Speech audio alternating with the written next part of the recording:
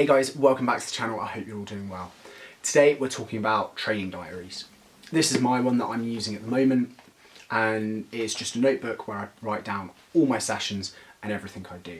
So I first started using a training journal when I used to compete in swimming competitively, and I used it for a few reasons, but mostly to track my progress and reinforce any positives of the session.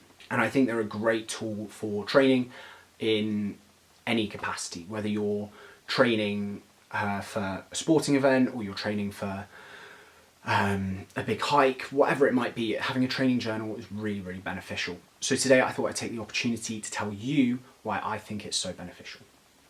So without further ado, let's get into the video. So training journals, why use them? There's lots of benefits to using them. Firstly, it allows you to track progress.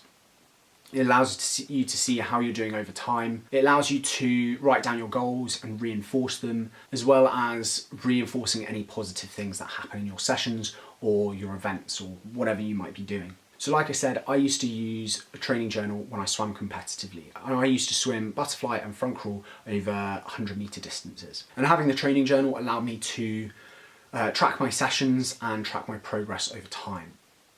And this was a great thing to have because it meant that whenever I was struggling for motivation or anything, I could go back, see how far I've come, and see that I'm hopefully going in the right direction to achieve my goals.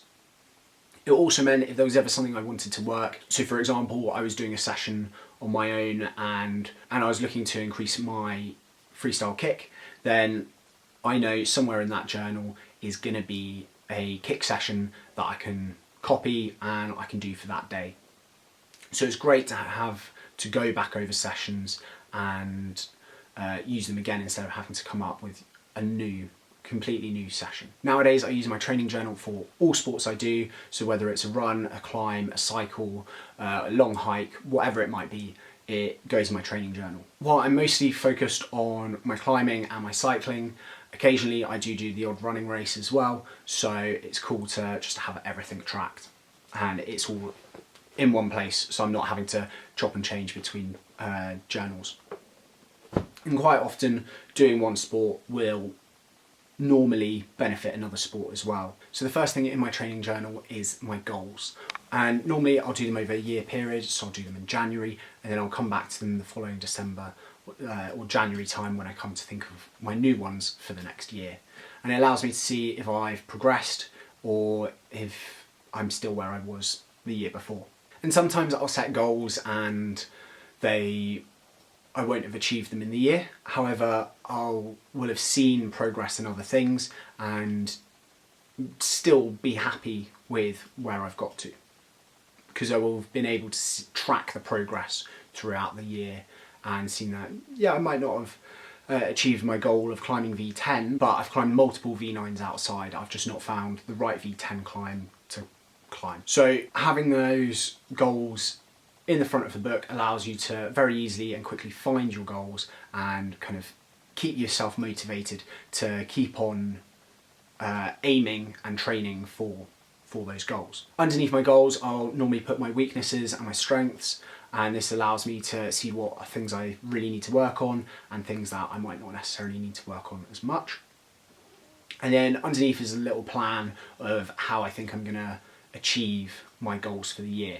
And normally it will be focused around my weaknesses and how to improve them to achieve the goals. So having that at the front of your training diary, training journal, it allows you to very easily go back and see what you're doing, why you're doing it, and how you plan on getting there. So it's a very quick, easy reminder and allows you to stay on the right path. So like I said earlier as well, another great reason to have a training journal is to go back to find sessions if you're trying to work on something. To start with, it can be quite hard to come up with sessions, and when you do, you find sessions that you really like. So having them written down allows you to kind of forget about the sessions, and then when you go to look through for a specific type of session, you'll easily be able to find it and copy it and use it again. Whereas if you don't write it down, chances are you'll forget about it and then you'll constantly have to keep on thinking up new sessions to do. And whilst you're writing down your sessions that you're doing, you can make it as specific and detailed as you like. So some people will put down every single thing they've done in the session and exactly what weight they've done. So it might be pull-ups.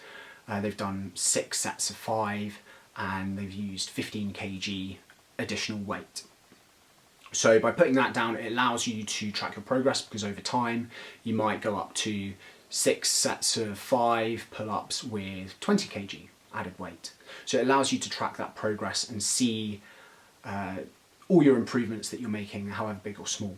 And sometimes mine is very detailed when I'm doing sessions around like max efforts and things where I'm trying to target something and where I want to track the progress in that. Whereas if it's a different type of session, for example, a project session, you might not want to be as specific. So you might just put project session, sent 3 out of my 4 projects. Something like that. That allows you to kind of say what you've done on the day. Because I'm no longer competing, I feel I don't have that need to be super specific and detailed about every single session I've done. If it's like a weighted session or strength and conditioning, or if I'm on the bike, then I will go into a lot more detail. So if I'm on the bike, they tend to be the most specific sessions and detailed sessions I write down, and I'll go into the speed, the time, the distance I did, how much climbing I did. And they're quite detailed because it allows me to track my progress. The majority of the time, it's all positive stuff that goes in my training journal. Nothing negative ever really goes in there unless I can take a positive from that negative. So normally it will be, felt really tired today, but climbed with really good technique. So although there's a negative of being very tired on the day, there's the positive of, even though I was tired, I still climbed well. I might not have climbed as hard as stuff as I would normally, but I still climbed well, and I'm trying to see that positive. And by writing down those positive things that happen in your sessions, however big or small they are, it helps to increase your motivation and it keeps you positive as much as possible. Whereas if you're always seeing the negatives of the session, then it's very easy to get disheartened and give up on those goals.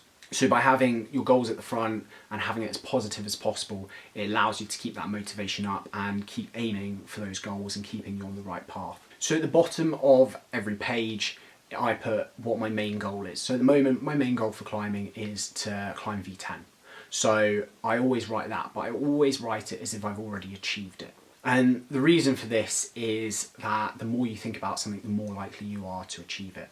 By having that mentality and constantly reinforcing it, it allows you to stay on the right path better to achieve that goal, but it also allows you to just stay more motivated as well. So my main target of using the training diary is to keep it as positive as possible. It allows me to see that I am improving, but also it allows me to see all the positives and the small things from a session. So even though I might feel like the session was really bad, just by writing down 1 or 2 positives from it, keeping it short and sweet, means that I'll remember the positives over the negatives of that session. So it's all, for me, it's all about the mindset in trying to get better.